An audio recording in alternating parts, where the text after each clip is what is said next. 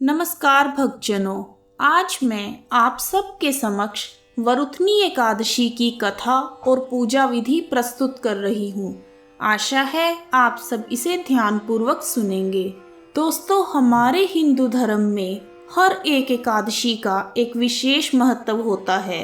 इसी तरह वैशाख मास की कृष्ण पक्ष की एकादशी को वरुथनी एकादशी या वरुथनी ग्यारस के नाम से जाना जाता है। इस पुण्य व्रत को सौभाग्य का प्रतीक माना जाता है।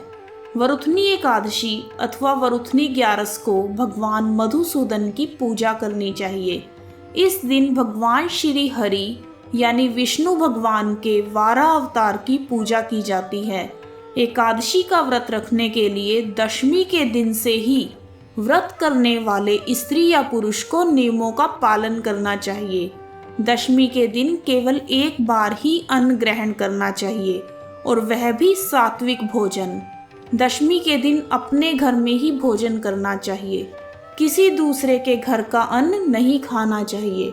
एकादशी के दिन भगवान का पूजन करके भजन कीर्तन करना चाहिए। द्वादशी के दिन पूजन के पश्चात ब्राह्मणों को भोजन करवाना चाहिए। भोजन के बाद उन्हें दक्षिणा देकर विदा करके उसके बाद खुद भोजन करना चाहिए। एकादशी के व्रत में सोना, पान खाना, दातुन, दूसरे की बुराई, चुगली, चोरी, हिंसा, कामक्रिया, क्रोध तथा झूठ का त्याग कर देना चाहिए। आइए अब शुरू करते हैं व्रत की कथा। एक बार युधिष्ठिर बोले, हे कृष्णा, मैं आपको नमस्कार करता हूँ। वैशाख मास के कृष्ण पक्ष की एकादशी का क्या नाम है? उसकी क्या कथा है? उसका क्या महत्व है? आप मुझे विस्तार से बताएं। श्री कृष्ण कहने लगे, हे धर्मराज, इस एकादशी का नाम वरुथनी एकादशी है। यह सौभाग्य देने वाली है। यह समस्त पापों को नष्ट करके अंत में मोक्ष प्रदान करने वाली है।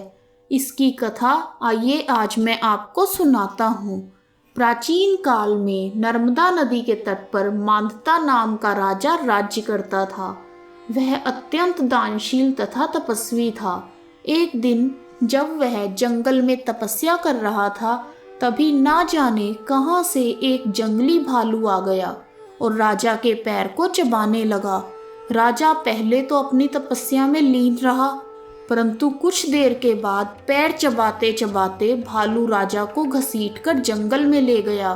राजा बहुत घबराया, मगर तापस धर्म के अनुकूल न होने के कारण उसने क्रोध और हिंसा को नहीं किया और उसने भगवान विष्णु से प्रार्थना की।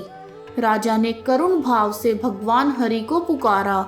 उसकी पुकार सुनकर भगवान श्री हरि विष्णु प्रकट हो गए और उन्होंने चक्र से भालू को मार गिराया।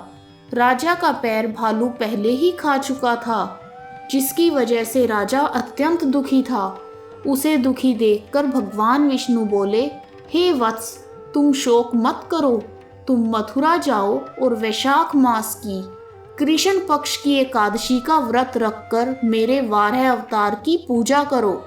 इस एकादशी को वरुथनी एकादशी कहते हैं। उसके प्रभाव से तुम पुनः सुदृढ़ अंगों वाले हो जाओगे। इस भालू ने तुम्हें जहाँ काटा है, यह तुम्हारे पूर्व जन्म का अपराध था। भगवान की आज्ञा मानकर राजा मांधाता ने मथुरा जाकर श्रद्धा पूर्वक वरुथनी एकादशी का व्रत किया। इसके प्रभाव से राजा शीघ्र ही पुनः तेजवान, बलशाली और संपूर्ण अंगों वाला हो गया। इसी एकादशी के प्रभाव से राजा मांधाता को मोक्ष की प्राप्ति हुई। जो भी व्यक्ति भय से पीड़ित है, उसे वरुथनी एकादशी का व्रत रखकर भगवान विष्णु के 12 अवतार की पूजा करनी चाहिए और भगवान विष्णु का स्मरण करना चाहिए। इस व्रत को करने से समस्त पापों का नाश होकर मोक्ष की प्राप्ति होती है। तो भक्तजनों, हमने आज सुनी वरुथनी एकादशी की कथा और उसकी पूजा विधि। यदि आपको यह कथा पसंद आई है तो प्लीज़ मेरे चैनल को लाइक और सब्सक्राइब करना ना भूलें। धन्यवाद।